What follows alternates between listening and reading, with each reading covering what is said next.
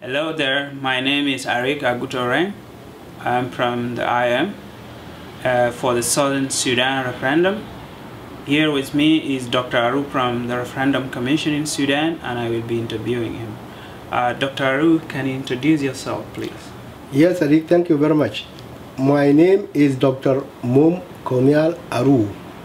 I am the Assistant Secretary General for the Southern Sudan Referendum Commission. The Southern Sudan Referendum Commission is composed of 9 members. 5 members from Southern Sudan and 4 from Northern Sudan. The Bureau of the Southern Sudan Referendum Commission is composed of 5 members. All of them are from Southern Sudan. Who are the partners in this process and what are their roles? The partners in this process are Southern Sudan government, Northern Sudan government, and the international organizations. The international organizations include the IOM. So who is eligible to register and vote in the Southern Sudan referendum? Indigenous Southern Sudanese, and this group includes Southern Sudanese in the south who have been there in Southern Sudan for years. The second group of the people who are eligible to vote are Southern Sudanese who have moved out of the south since 1956, reside outside Southern Sudan, either in Northern Sudan or abroad. The third group are the Northern Sudanese who have lived in Southern Sudan since 1956 and have not moved out of the south. The Southern Sudanese who have moved out of the south since 1956, if they want to vote, register and vote, they have to go back to Southern Sudan to be identified which group they belong to from the group I have mentioned.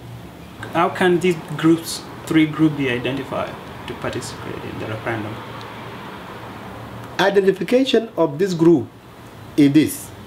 For those in the Southern Sudan, of course, they should have Sudanese nationality or Sudanese passport, or could be identified by the tribal chiefs if they belong to a certain group of tribes.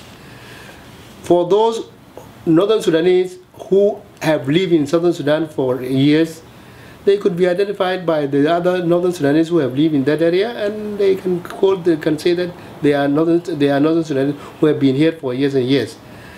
The Southern Sudanese who have lived outside the Southern Sudan and they wanted to go and register and vote, they have to go to the tribe they claim to belong to, and they will be identified by the chiefs of those groups. Why is it so important for these groups to register and vote in this referendum? Because it is a given right by the Act and by the CPA that the people of the Southern Sudan have the right to determine their future. To determine their future either to remain in a united Sudan, or they opt for independent Southern Sudan. That's why it is important for the Southern Sudanese nationalities, wherever they are, to register and vote, because they are making their future. When and where will the registration and voting take place? In 3 areas. In Southern Sudan, there are 2,600 registration centers in the south. In Northern Sudan, there are 165 registration centers. Abroad, there are about 20 or 23 or 25 registration centers. These areas are where the Southern Sudanese who are eligible to vote, to register and vote. A person who is 18 years old of this group, he is identified as Southern Sudanese according to this definition, and is of a sound mind, had the right to register and vote. Who will be manning the registration centers, especially in the diaspora, in the 8 countries that you just mentioned? In the diaspora, the people who will run the referendum are the Southern Sudanese communities with the help of the IOM and the representative of the Southern Sudan Referendum Commission.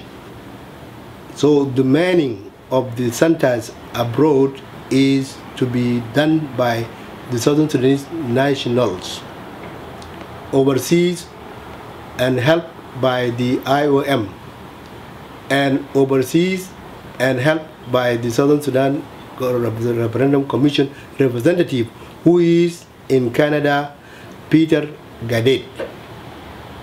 Can you describe briefly the whole process of registration and voting? When I came on the 17th, I found that there are two centers in Canada, one in Toronto and the other in Calgary. I went to the registration center in the morning and I observed. I met first with the various managers of the area, and I observed that the process was going on well, and I enjoyed it. I saw it was beautiful. When we moved to Calgary, the process was running well, except that there were few groups of Southern Sudanese communities who were abstaining from coming to vote, to register. And the reasons were, first of all, they did not trust the IOM. Secondly, they claimed that their votes or their registration and votes will not go to the Southern Sudan because it will be hijacked. How were these suspicions within the Southern Sudanese community resolved? How did you resolve them with your representative, the commission representative in Canada? With our representative in Canada and the IOM and myself, we assured the communities that your vote will be counted in the same center and display the results on the wall of the center, and then these results after that will be sent first to the bureau in Juba, second to the IOM headquarters in Nairobi, and third to the commission headquarters in Khartoum. So here, I think if any foul play with it, it can be discovered easily. If there is mishandling, and then we can go back to the wall where you stuck the first result, and then you check it with the other two areas and see where the problem is. But I'm sure if people are still afraid, then they can even take the paper with them and go to Southern Sudan or go to Nairobi and go to Khartoum with the paper in their hands, if they fear that it will be hijacked somewhere. Given your stay in Canada so far, and given you have gone to the two centers, what is your impression about the whole process, the credibility of the IM and the registration and the voting result in January? My impression is this. I am very impressed that the process is going on well. First of all, there are what they call observers. I saw two members of Carter Center in Toronto Center, and I saw one in Calgary Center. There are observers from the community who are in the Toronto Center and who are in the Calgary Center. There is the media who is present in both centers, and there are local observers from the communities present there, and the political parties representative. For example, the SPLM member is in the Calgary Center. I don't know whether there's one here in Toronto, but they are allowed to be there. The National Congress representative could be allowed to join and observe. So this is to lead to this process to be transparent and be credible. So I believe strongly that with this way I have stated, I think the referendum will be credible and acceptable. How will the result be tallied at the two centers and transmitted to Sudan? The results we tally in the centers, counted in the same area, and then shown to the representative of the community or those who voted to see what is the result of their vote. And after that, this thing will be sent to Juba, to the Bureau, to Nairobi, to the IOM, and to Khartoum, to the SSRC. This to show that there is transparency in this process. And if there is a foul play with it, then we can go back to the center where the tally was taken, was done, and I'm sure it can be discovered if anybody would play with it. And again, we assure the community, if they still have doubt, that they can send their man. They can select one person, buy a ticket for him or her, and let her take 3 copies. 1 copy to Juba, 1 copy to Nairobi, and 1 copy to Khartoum. So I'm sure this is the right way.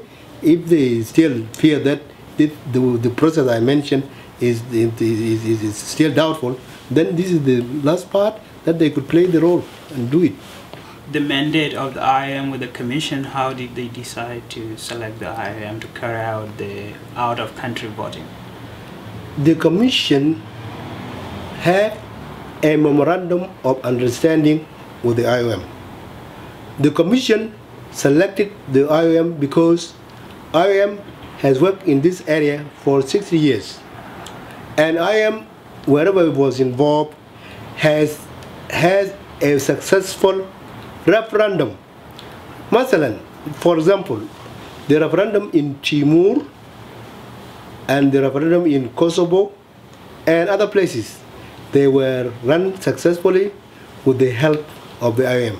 So we in the commission chose the IOM because of this credit and because of this way they succeeded in running the referendum in many places, including Timur and Kosovo. So IOM was chosen on the basis that it is credible, it has done this thing many times, and has a history of 60 years in the process. Why in particular did they send you to Canada? I was sent to Canada to tell the communities that you have the right to register and vote in the referendum for the Southern Sudan. But we cannot force people to come and register and vote. It is not our job. Our job is to run the process successfully, transparently, and the rest of it. So the idea of telling the Southern Sudanese to come and register and vote is not the commission specialty.